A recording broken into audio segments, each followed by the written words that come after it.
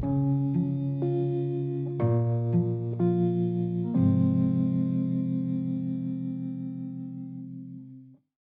to the podcast. My name is Father Bill W. I'm an Episcopal priest living here in Austin, Texas, and I've had the gift of recovery from alcoholism since December the 27th of 1972. Very grateful for that. Purpose of these podcasts is to take us a little bit deeper into the history, the spirituality, and the psychology that underlie the 12-step recovery process. And I hope you will visit our website. It is titled Two-Way Prayer, TWO. And while you are there, you will learn about the form of prayer and meditation that was done in the early parts of AA and in the Oxford group. And be sure to sign up for the newsletter while you're there. I try to put those out every 2 months or so. And on the website is also we have an archive of them. And there's some interesting stuff there. I've done kind of the look through it. There's a section or a newsletter on each of the steps, on some of the four absolutes, things of that nature. So the archives are in good shape, and we're trying to keep them current. Want to thank our donors who make this possible. I don't take any money from this deal. Try to keep it clean and pure, but do have expenses, and in the process of writing a book on two-way prayer, hired an assistant to help me with that. And so the expenses are up there, and your help is really appreciated. Also, final note, new YouTube channel. Got someone putting that up there for me too. And you can find many of these podcasts will a day or two later wend their way over onto YouTube, and you'll find that under the title Two-Way Prayer. Subscribe, ring the bells, jump up and down, do whatever you got to do to make people know that you're listening. Our present series is called Eckhart Tolle and the Power of Now. And this particular episode is going to be focused on emotions. And my guest guiding us through this inner journey is Dr. Bruce P. And Bruce is a clinical psychologist, a couples therapist, and a mindfulness teacher living in Southern California. He received his PhD from Duquesne University and teaches in the Department of Religion and Spirituality at Loyola Marymount University. Dr. Bruce is also in long-term 12-step recovery through ACOA, Adult Children of Alcoholics, and he focuses on contemporary spiritual writers, including Eckhart Tolle. And I've listed his contact information in the show notes. And so welcome back, Dr. Bruce, and thank you for serving as our guide to this very interesting and informative series that you're doing. Really appreciate it. Glad to be back. Thank you. Thank you. Before we get into this episode on emotions, I thought it might be helpful if you could just spend a minute or so telling us what is the difference between feelings and emotions. Some of us get those confused. That's a good question. They talk about the triad of perception, physiology, and behavior. And all three aspects are component of emotions. Emotion really refers to the physiology of an emotion, the accelerated heart rate, the increase of adrenaline. I look at it as if you've ever shocked yourself. An emotion is like receiving a shock. It's kind of short-lived, but it really alters your body state. And it's a quick surge of bodily, physiological, neurological amplification of a state. They tend to be short-lived. Feelings, on the other hand, are less intense. So on the one hand, you could have terror as an emotion, and a feeling could just be kind of a sense of apprehension. So it's a lower intensity of the emotion. Feelings also deal with the perceptions of the situations or the thoughts about the situations. So long after an emotion, let's say you have a terrifying incident, your body freaks out with this neurological state that calms down. By remembering the situation or thinking about the situation or trying to analyze the situation, that keeps that that feeling associated with the emotion alive. And so that's why a lot of the practice is to separate your thinking from the feeling so they can calm down. So a lot of the practice is, that's why thoughtless awareness or presence is a perfect antidote to self-soothe these emotions, because the thinkings and the ruminations keep the feelings alive. And that's the problem. And most of us have that problem. Yeah. So that's why we're here, and that's why we're working on it. How we've been approaching this has proved a nice little formula. I asked Dr. Bruce to send us a number of quotes from Eckhart Tolle, and then I read the quote on the particular subject, and then he takes us a little bit deeper so that we can explore some of the depth. So he's done that on the topic of emotions. So let us go ahead and get started. Here's the first one. Pain is inevitable as long as you are identified with your mind. I'm talking here primarily of emotional pain, resentment, hatred, self-pity, guilt, anger, depression, jealousy, and so on. Even the slightest irritation are all forms of pain. So we know this well. Yeah. So pain is going to occur in our lives. There's going to be automatic reactions that are painful and are uncomfortable. The Buddhists talk about the first arrow of suffering and the second arrow of suffering. The first arrow is your automatic reaction. Someone says something that's hurtful to you. That first wave of pain is involuntary. You really can't, I guess if you're really advanced in a deep state of peace habitually, that first arrow isn't going to disturb you. But for most of us, the initial impact of some threatening or unmet expectation is going to trigger an immediate painful reaction. So where the non-identification helps prevent a second wave of pain from coming in, they call the second arrow. We really can prevent that second arrow coming in and magnifying the pain. So if we notice immediately, my brain has taken in some information that has altered my body and it's painful.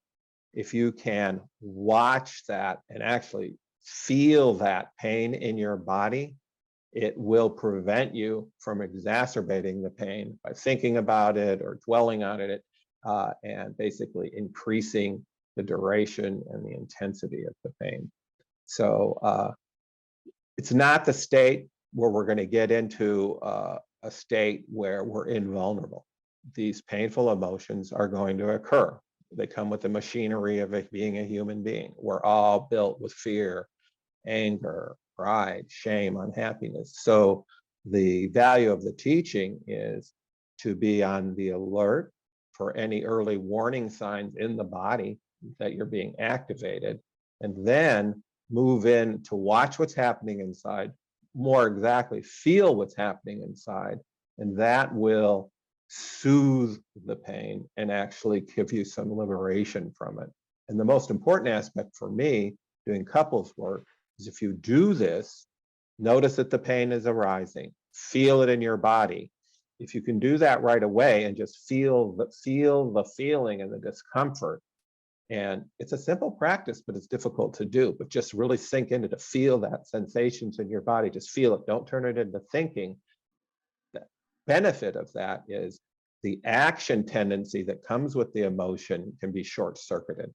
So you don't, for example, if someone provokes anger in you, if you can catch that anger sensation, you can intercept the urge to strike back, the urge to retaliate, the urge to leave.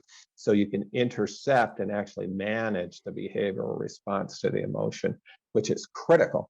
Like with all these mass shootings and stuff lately, it's just these people have no ability to regulate how their perceptions and their bodily reaction and the behaviors that come from them.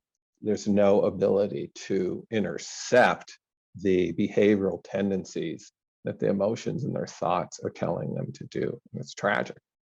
These people are really out of control and not the victim of their emotion.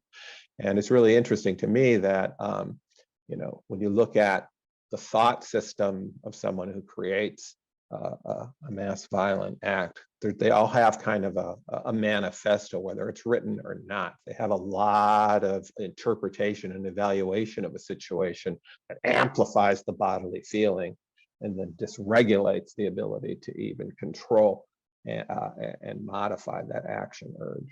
And so it's a very human situation. And in these instances, it's very dramatic.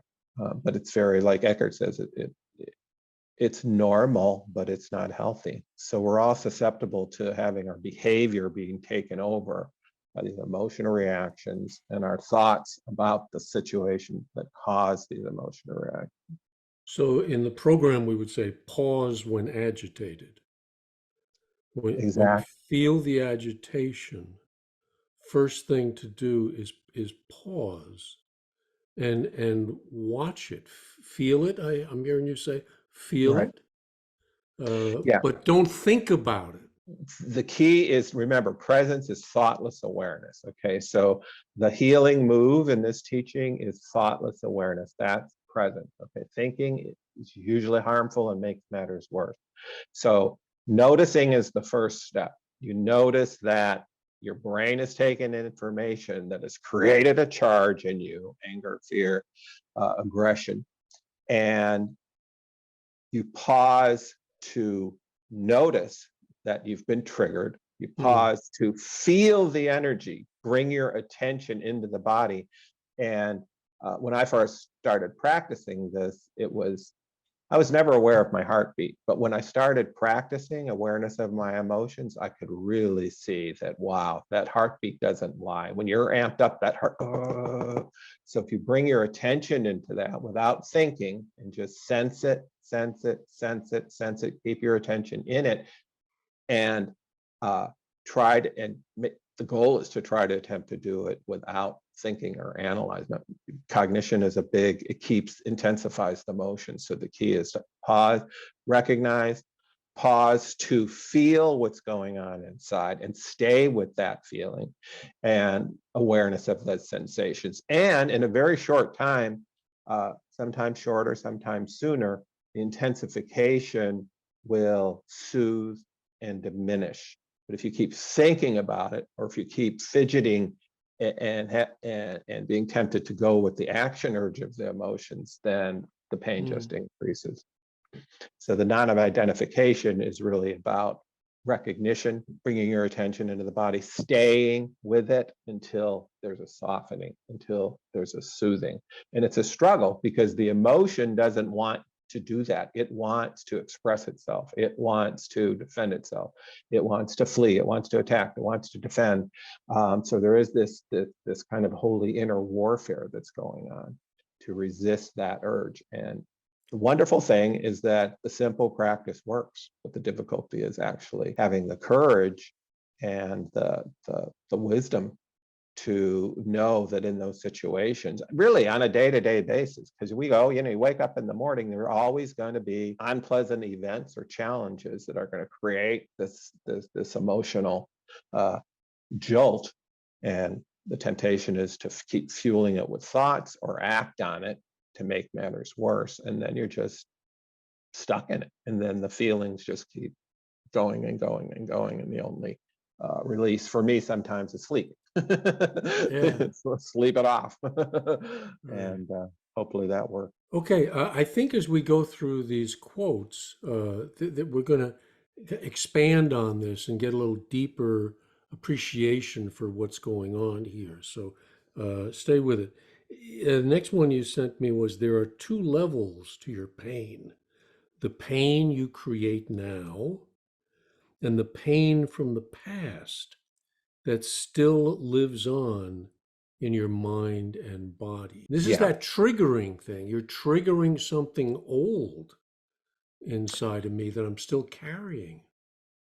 Yeah. So, the neuroscientists have really gotten real sophisticated about this, but emotional memory and the amygdala part of the brain that records with exquisite detail, kind of like even the micro aspects of traumatic events where you experience a certain emotion. So it's really stored in our brain. And so anything that we experience that resembles or resonates with a prior experience where we suffered a prolonged state of pain, that past pain is going to merge with, let's say you were abandoned by someone as a child, then you're in an adult relationship and that person abandons you. Well, in the brain is the memory of that original abandonment. Present abandonment comes up, they hurt and they merge together. The teaching is that as we go on in adult life, if we stay devoted to the practice of sitting with and feeling an emotion out till we soothe, what happens over time is that we're less vulnerable for that past pain to come up and take us over. And we become less likely for those same situations to bother us as much. And so the healing remedy is always to, when something comes up in the presence and you feel it in the body and it's painful, don't think it, don't analyze it. Know that the past, just assume that the past and the present, this is happening again in some way. Don't analyze it, don't think about it, don't try to figure out, but bring your attention to the feeling, sensations in the body, the inner sensations. And it really is true that if you sit with these things, and there's, you could sit with it for a minute, or you can sit with it for like 45 minutes, whatever it takes to make you feel. If you sit and observe and feel the inner sensations associated with emotional pain, peace, he calls it, dissolving of the pain is going to occur. But if you get up and you don't feel the feelings, it keeps in place the vulnerability, and it will be reactivated again and again and again. And so one of the most necessary spiritual practices for all of us is to really work with the unpleasant, painful feeling reactions we have in daily life. An end of the day practice is essential, I think. We want to try to nip it in the bud in the moment. Notice and feel your body when, let's say, a neighbor is playing loud music next door, and boom, your heartbeat's going off, the thoughts come, this jerk, what the hell, I'm gonna go tell her. If you can sit with it on the spot, feel it, you will calm down. Frontal cortex will come in, and then you can make a clear decision about what's going to be most effective in that case. If you don't do that, you're just going to be whipped around by the reactivity.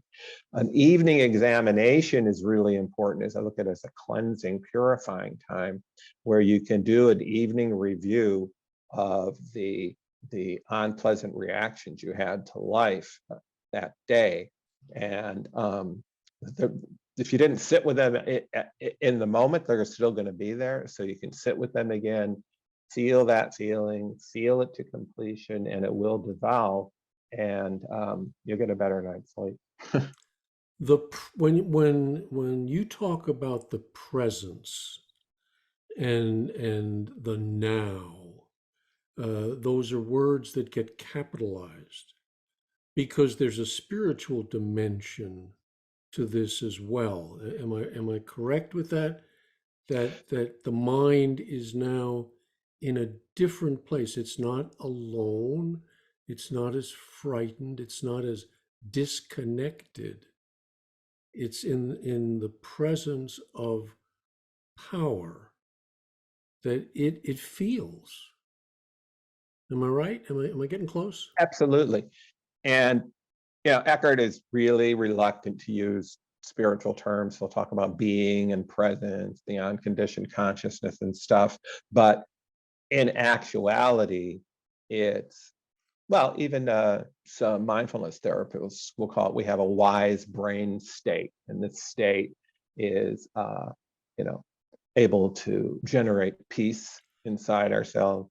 But the spiritual connection is when you still the mind and get into that thoughtless awareness. In my view, it opens up the ability for the presence and activity and the presence and action of the higher self, of the self that is connected to the divine, to come in and flow through us.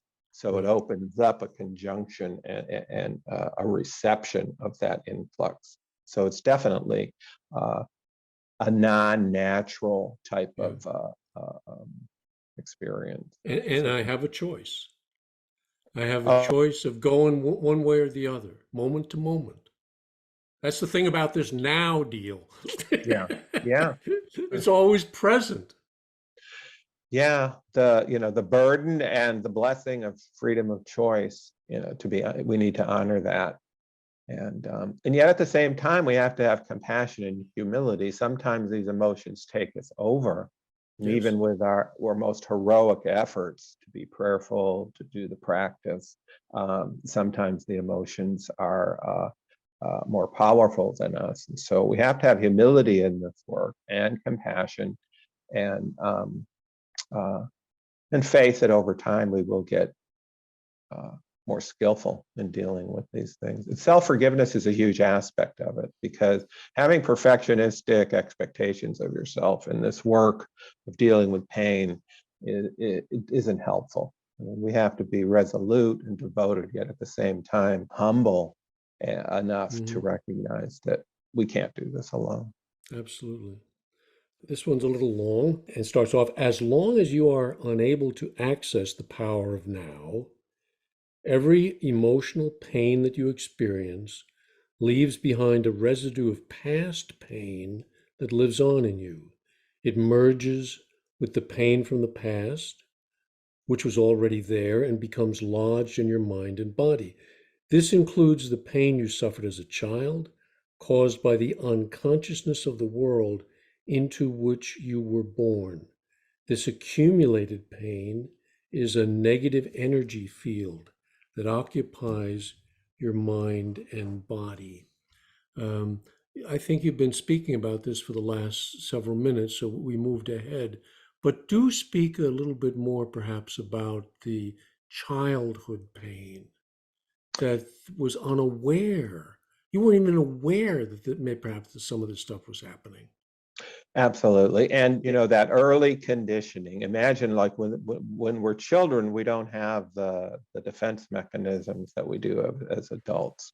And so the pain is very raw, and it's the intensity is much greater than when we're an adult.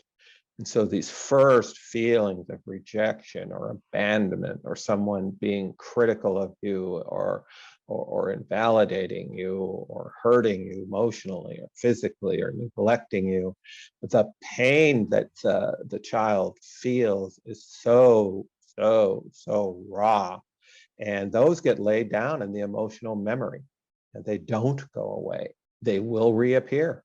And they really reappear, like we tried to talk about in the last segment, in intimate human relationships, because they were created for the most part in intimate human relationships. The wonderful news, though, is you really don't have to have like an encyclopedic knowledge of the etiology and the historical origins of all of our traumas and stuff. Analysis, helps a little, but not much. What's most important is to recognize how the present moment there's feeling in you that's painful. You can assume that it's linked to trauma from the past. And the key is to focus your efforts on in the now, to bring a compassionate witnessing, a compassionate attending to the pain as it appears in your body, with compassion, tenderness, and with vigilance, and feeling it is enough. A lot of these practices are simple, and he constantly reminds us, is it that easy? Yes, it is that easy. Bring your attention into the feeling nature of the emotion without thinking about it, and it will dissolve into a state of relative equanimity and peace. It will dissolve the charge, and we have to keep doing it over and over and over and over again. And then it becomes kind of a habitual way of living with wisdom when these things come up again and again. And they get to the point where when we have an emotional charge, we can be vigilant, notice when it comes up, attend to it deeply and intensely, and quickly be able to be in a state of peace and move on. And again, most important aspect, my way of thinking, is freeing ourselves from the action tendencies of emotions, because that's what screw up relationships more than anything. You have an emotion-driven behavior and interaction with people, and that creates a lot of suffering. So I get the image of a hurricane uh, whirling around, the chaos, the madness, Mhm. the intensity, but there's always the I.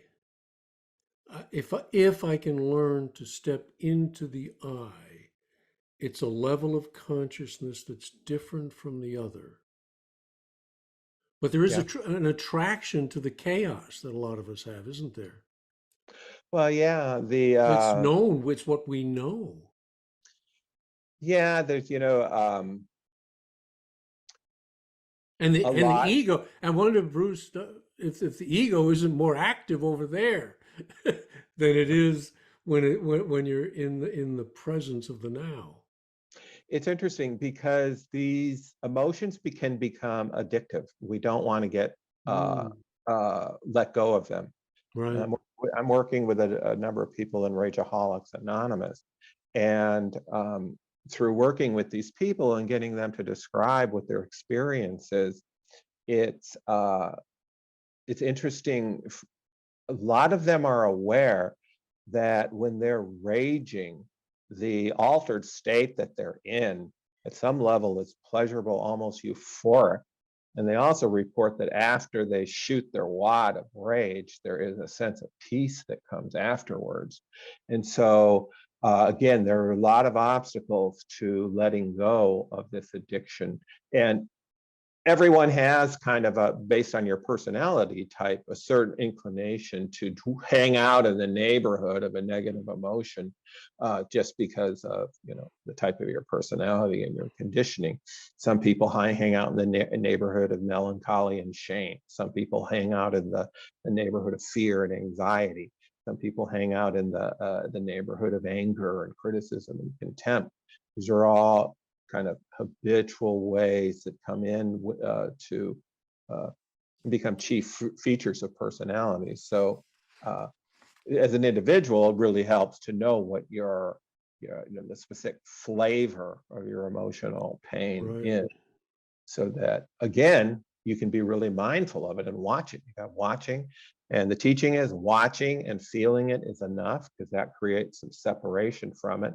And then there's two of you. There's the what I would call the natural self going through all this hell, and there's this observer self which connected to the higher power that can see this, soothe this, and then open up this connection with the So higher self. I learn through observation of the triggers that I have to be particularly mindful of in my Right. case. And so it's all, it gets back to that whole thing of the practice of self-understanding through self-observation. Okay. As self with a small s, watching the personality. And it's very important in relationships to know, for example, I know my spouse gets very anxious when we're running late, that her emotional pain comes up and she gets real frizzy and anxious and da da da da da. Rather than criticize her for that, you understand that, oh wow, she's having this kind of repeat performance. You have compassion for her, and then you lovingly say, all right, well, let's leave early. Da, da, da, da. I notice with me, one of my triggers is being caught in traffic. I get really dysregulated being in a traffic jam. And I don't. What are you doing in Southern California then? Yeah. I drive a lot at 4 a.m. Good. So we need to know through observation our vulnerable situations, so that we won't be caught off guard. So I It's leave essential. early. I give myself plenty of time so that I'm not living on the edge. And then what I've learned also too, and it's true, this this practice that he teaches here, feeling the energy within, um, rather than turn it into, to identify with the thought stream. Why isn't this construction done over now? I'm going to be late. What the hell's going? All that thought just amplifies the pain. If I can just sit there, feel the energy within, it will dissolve. And I've made driving in practice one of my primary spiritual practices, and it has helped, although I'm still vulnerable. I was really proud of myself, though, the other day. I was in a hurry to get somewhere, and there must have been a huge accident. So the freeway was totally shut down. And so it was one of those things where all the cars stop, people get out of their cars, walking around their Right. cars on the Yeah. 405. And I was really pleased with myself. I just like focused my energy on the body. Oh, wow, I'm looking at, I never saw that sign before. And I was just like present and didn't get, years ago, I would have been like seething with rage and really dysregulated. So I take it personal. yeah. Oh yeah. Then you get the Yeah. victimology Look what and they're doing to me. yeah. And it's how could this be? This should not be. Um, so anyway, we're always susceptible to I like to look at my emotions. Through my self-observation practice, I just look, is it a feel good feeling that I'm feeling, or does it feel icky? Is it pleasant or unpleasant? Right. A lot of mindfulness teachers will get you to describe and differentiate and discern all the different emotions. To me, it's just simpler to say, wow, I'm experiencing something unpleasant, move into the feeling of it, move into the compassionate witnessing of it, and stay with it. And it does soothe. And I love the concept of auto-regulation. You're regulating that nervous system. When I get this next quote, talk to me about pain body. The emotional pain body has two modes of being, dormant and active. It may be dormant 90% of the time. In a deeply unhappy person, it can be active 10% of the time. Some people only experience it in certain situations, such as intimate relationships or situations linked with past loss or abandonment, physical or emotional hurt, and so on. Okay, so the emotional pain body concept is basically just a concept that says that all of the pain we've experienced has been stored in our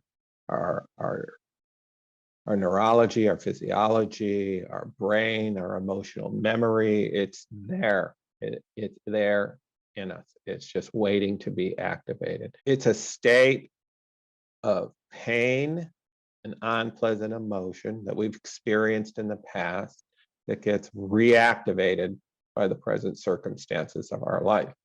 Now, the distinction that's important here is the fact that it could be dormant or active. And so practice is recognizing through self-observation when you're past pain. For example, my pain body has a lot of shame. So something happened and this feeling of horrible self feelings emerge, is to recognize the minute that becomes activated. Oh, here it is again, my old friend. Don't analyze it, recognize it, put a hand on my heart, compassion for it, feel it from within, don't analyze it. You stay with it, the sensations of it, without turning it into an unhappy me story, a victim story, which is with the feeling, awareness, the compassionate, gentle awareness of what's going on inside you. You will dissolve, you have a little freedom from it, and you can have an access to peace. The other thing is working with couples. It's important for couples to know what their partner's pain body is at its worst. Some pain bodies can be very self-injurious. Sometimes people get in pain and they get really down on themselves, attacking themselves, and just get into a total pain of self-rejection and self-dislike and self-torment. So if you have a partner that whose pain body becomes activated in that way, you can understand that what she's experiencing, and you can do appropriate things to help her combat that pain body. So each person has kind of like a signature move when this accumulated pain comes up. For a rageaholic, it's rage, you know. And again, a lot of these rageaholics will be like, they won't be raging all the time. Like he says, maybe 10% of the time, 5% of the time, sometimes 2% of the time, but that's enough to literally destroy a relationship. Yeah. Some people have, like he says, actually it's a misquote, and a deeply unhappy person, emotional pain can be active 100% of the time. And that is, that's a difficult situation. Someone who's chronically depressed or chronically always fearful to a very intense degree. But for our individual work, you need to recognize that there is past pain in you. When something comes up that resonates with it, your emotional self, look at it as a Dr. Jekyll, Mr. Hyde, this emotional self. These are shadow characters. It's the shadow. It's going to come out, and then what we didn't talk about in it, when he talks about the shadow aspect of it, is this emotional pain entity, these habits, they don't want to go away. They want to stay alive. They want to keep coming up and experience what they're experiencing and feeding on life. So there's a real kind of warfare that goes with combating this energy that with rageaholics. I mean, I have a couple clients, and they're open about it. Well, I don't really have a problem with it. My wife does, but no. So there's this again, this addictive, shadowy aspect to emotional pain. There's some payoff for being angry or even fearful. There's some payoff in that too. So it's a battle, and that's why you have to be very vigilant. So when this comes up, you know the quality. My thoughts, my feelings, everything's becoming deeply negative. It's the same old way of being that's deeply painful, and you're aware of it. And then again, the healing move, acknowledge it, move your attention into feeling with it, sitting with it, feeling it from within, and that will lessen the charge of it. And also, there's also a teaching too where he says, notice your resistance to wanting to be rid of this. There's the shadow aspect again. Right. I want to be angry for crying out loud. And so there is that human sickness that's involved in all of this too. So, these are deep issues.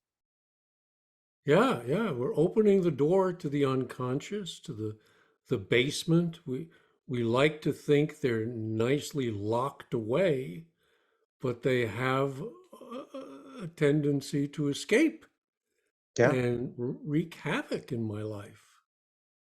And this is why, having some hard and fast, what I would call spiritual ethics of behavior, are really important for people, because the emotions and the feelings, those, a lot of time you can't really prevent those from being activated, but we do have the freedom of choice to intercept the behavioral urges that come from these emotions.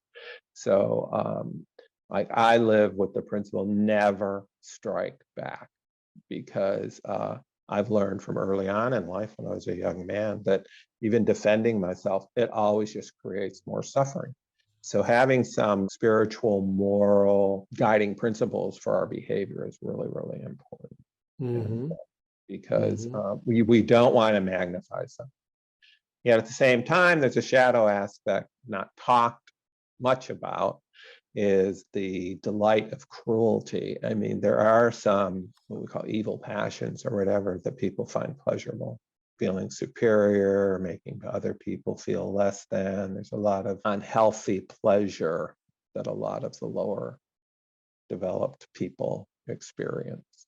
So, got to watch that shadow. Let's see. Here's the next quote. Some pain bodies are obnoxious but relatively harmless, like a child who won't stop whining. Others are vicious and destructive monsters. Some are physically violent. Many more are emotionally violent. Some will attack people around you or close to you, while others may attack you, their host.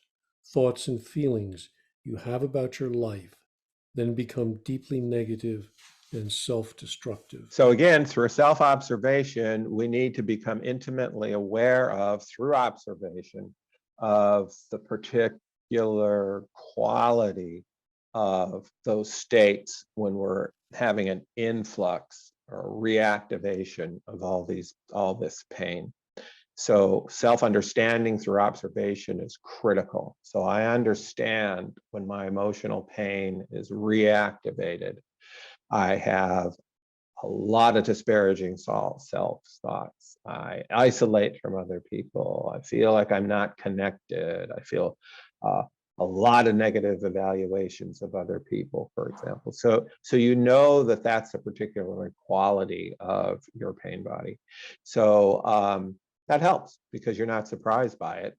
And here I go again. I can watch this, watch it, feel it from within. And again, you want to like observe and let go, include and go beyond. And so, yeah, in relationship, it's again really important to understand your partner's pain body. So some people have a spouse, when their pain body is activated, they complain a lot and they kvetch about everything. That's a kind of a mild pain body. Oh, it was my mom. Well, clean that up, use a coaster, do this, da da da da da da. She's in a state of emotional pain, and her pain body is like, trying to clean the world and criticize everyone for being messy. That's kind of a mild emotional pain body, but that's the way And I her. know how this works in her, and Yeah, I know what it triggers in me. exactly. The Yeah, quicker you can recognize that, the better off you are. yeah. And that's what you see in relationships a lot, and it's painful to see. One person will get in a negative state, and their emotional habitual way of being when they're unhappy and a deeply lot of pain is, for example, to be very controlling and critical, and even expressing derision. And that affects the other partner who, let's say, has a very shaming pain body, feels horrible about themselves. So you have a real unholy alliance between two pain bodies that are just making each other feel their worst and actually perpetuating it. So again, I go back to that point where intimate relationships is the hardest work, but the most necessary work to do this emotional purification work. But if you are awake to yourself, and then the next step is perhaps to those closest to you, it really opens up a whole different dynamic, doesn't it? And an opportunity. Yeah. It is. It is. And I encourage couples to, number one, accept the fact that your partner and you are susceptible to getting into states of a lot of emotional pain and a lot of negativity, and accept that and be familiar with their primary way of being so you can observe it and not be real reactive to it. I recommend that couples very early, just even raise your hand to let them know, I've noticed that I'm starting to become deeply negative. And then you're aware, all right, the little monster's starting to come out here. And you can be vigilant and perhaps even behave in ways that prevent their action tendency, their emotion to come out and make matters worse. So awareness is enough sometimes. And it's really important in relationships to, I always say, when you're in a negative state, you're not good for much. I always go quarantine when I'm in relationships and I'm just flooded with my old junk and it's painful. I'll tell people, I'm not being, don't come over. I'm not worth being around. And I'm not, until I'm able to calm down, do some prayer, do some exercise, get to that state where, the horns have come back down. All right, I'm ready to be with others. And but again, we have that shadow aspect that really wants to, like, there's part of us that wants to mix it up, wants to interact with people to keep that pain alive. Takes a And bit of humility to do that, doesn't it? To say, look, I'm not fit for relationship right now. yeah, I need to go off by myself. yeah. Yeah. And It's not it does easy. take humility, and it's a very caring way of being, because Yeah. um, the other thing too is you can be, if someone's if your partner or a friend is in a state of deep negativity, you could have compassion, and you can also really practice keeping your own attention on your inner body and being very vigilant and not having your reaction. I'm a great believer in mindfulness of your reactions to others. Those are the things that we need to watch.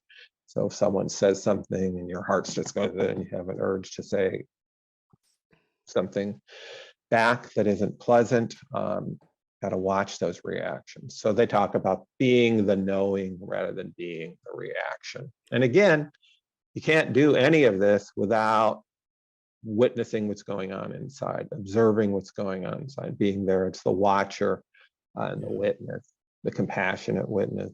And because left to our own devices, we're just going to be a bunch of automatic reactions, primarily run by self-interest, self-defense, and a lot of that ego stuff, shadow stuff.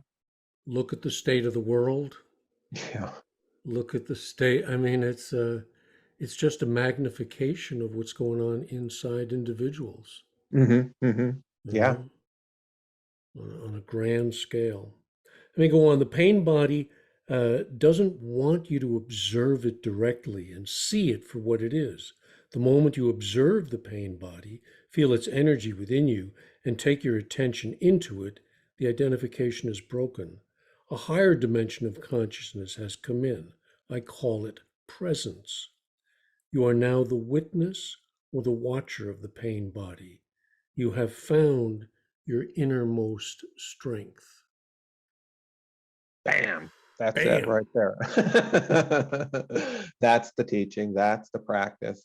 And so obstacle is, when we're in these states, there's a shadow aspect of being in a negative state where it doesn't want to be observed. It wants to keep running, wants to keep going in the direction that it's going. But the moment you observe, hi Maggie, the pain body, and you feel that energy within and take your attention into it, that's the key, taking your attention into it without thinking about it. There is that separation. And this does allow this higher dimension, which isn't conditioned by the past, to come in and basically liberate us from the automatic downstream momentum of the emotion. Because back to the thing is can it be as easy as that?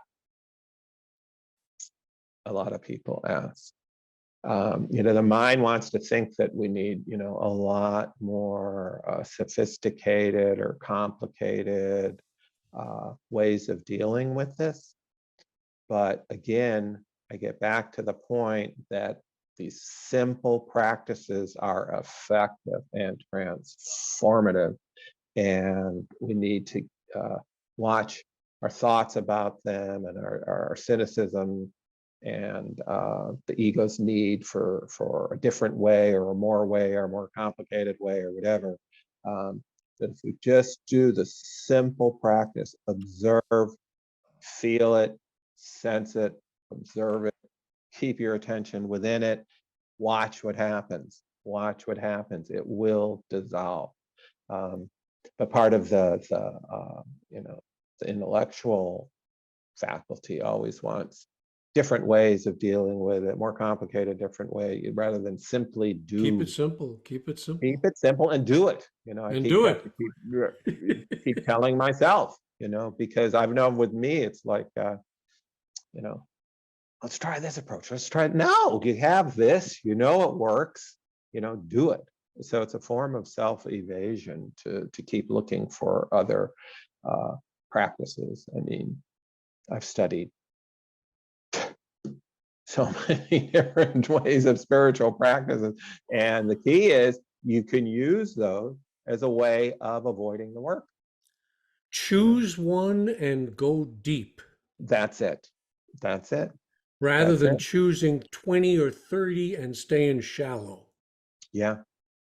I went to a monastery and contemplative prayer and all these Christian mystics. And I went in for spiritual direction, and the guy, he said, "All right, so what's your spiritual practice?" And I said, "Well, I'm doing this and that and this and that." And he just like rolled his eyes. He says, "Man, you're trying to ride 20 horses at once. Just pick one horse and ride that, please." And that was really good advice. And of course, I didn't do that for a while. I have a whole corral. Yeah. But I encourage people to, use this recommendation to practice feeling without thinking what's going on, sensing directly that energy. And it really is. It takes a while. A lot of people just live out of touch with their bodies and what's going on inside them. Yeah. But it's very easy to shut your eyes and feel the sensations in your face or your forehead or your heart rate or throughout your body. Bring that loving kind of attention to it. And this is basically fact. They've done a lot of research on mindfulness. If you do these mindfulness of the inner body, what happens is stress reduction happens immediately. The parasympathetic nervous system comes in and you calm down, and then you can think freely. You can feel connected to that higher intelligence. But we have those old habits that don't want to do this work. And my life is the perfect laboratory for the work to be done. I Yeah. don't have to run off, to some desert island or some monastery. It's all of the elements are present if I will watch it and use it. Yeah. Yeah. Did you say your wife or your life? Life. Okay, sorry. That's another episode. We'll do Get your that. wife We'll do in there. Because he has a teaching. Make your relationship your primary spiritual practice, because Well, that's these right. are negative. The hurt, the loneliness, the justification, and all that's going to come up. We need somebody to work it out with. You can't get to heaven on your own. Yeah. I want to conclude with, the Jesus thing, that parable about the house on rock. Yeah. Anyone who hears these words and puts them into practice is like a wise man who built his house on the rock. The rain came down, the streams rose, and the wind blew and beat against that house, yet it did not fall because it had its foundation on the rock. So these winds and the roses, these are the influx of the old emotions that arise in life. And the rock is our commitment to turn compassionately, attentively, deliberately to feeling that emotion within, knowing that the presence of the higher power is there to help you soothe that, recognize it, and free yourself from that. And that's a wonderful rock. And that's the beauty of 12-step approach, is that it gives us access. Those of us who are struggling as addicts, as rageaholics, as fear-based people, whatever the problems may be, we have access to a source of power that can do for us what we cannot do for ourselves. And so it becomes a matter of alignment. Am I aligned with that power in my life? Mm-hmm. Mm-hmm. Is it flowing, or are there blockages to the feeling of that. Frank Bookman, Oxford Group founder, had a marvelous expression. He says, "I work with constipated Christians." Mhm. There's a blockage, Yeah. What's the blockage? Recognize it, turn it over, Mhm. and it is possible to choose differently and to allow myself the peace that is available Yeah. in now. Yeah. Yeah. So I've noticed when I'm able to bring the presence into the emotional pain and quiet and peace become experiential, my God, the presence and the guidance and the direction of the higher power really becomes available. It really is. A lot of different. Beautiful, beautiful. Well, listen, I want to thank you once again for taking us into the world of emotions, and it's where the rubber meets the road. All right, we're Right. not drinking, we're not drugging, whatever Yeah. particular addiction, but now how do I learn how to live? And I did put into the show notes Wilson's thing. I think it was about 20 years sober when he wrote a letter about emotional sobriety being the next frontier of recovery. How do you move into that world of transformation? Not just not drinking. Oh, I say not drinking for 20, 30 years. So what? Some people haven't drank for 30, 40, 50 years, I Can you did want to live? say something about, I read that letter and he said that because his big pain body was depression. And Right. he said that he learned that when he made He was mistake, dependent on people. dependent on people, things, romance, And whatever, AA, he even says, and and dependent on AA. I AA thought that for was his interesting. happiness, Yeah. when it didn't work, it would be depressed. So it was, again, what he called a dependency on something outside himself. And the way I would look at it with the depression is in the context of what we were talking about, rather than trying to remove the causes of the depression, which is one aspect of the work, I would say deal with the depression as in the way we're talking now. Feel it from within, try to dissolve it, and that would create some sobriety. Um, anyway, Let that's me my two. close with your last quote because it really touches on this, Bruce. Focus attention on the feeling inside you. Know that it is the pain body, the residual pain. Accept that it is there. Don't think about it. Don't let the feeling turn into thinking. Don't judge or analyze. Stay present and continue to be the observer of what is happening inside you. Allow the pain to be transmuted into peace. Allow That's it. the pain to be transmuted into peace. It works. It really works. It works, but you have to do exactly what he says. You have to uh, accept that it's there. Focus on the feeling inside you and Right. stay present. You have to stay with it. You just can't, just Yeah. 3 seconds of staying with it isn't going to work. Again, try it, see what happens. Okay.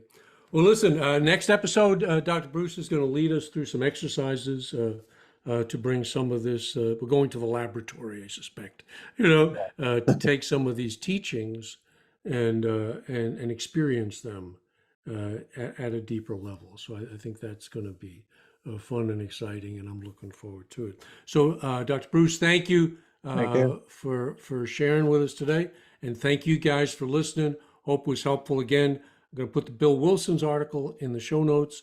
Also going to put the quotes from Dr. Bruce so you can take a look at those and meditate on them during this coming week. So thank you guys for listening. God bless and keep coming back. Thank you.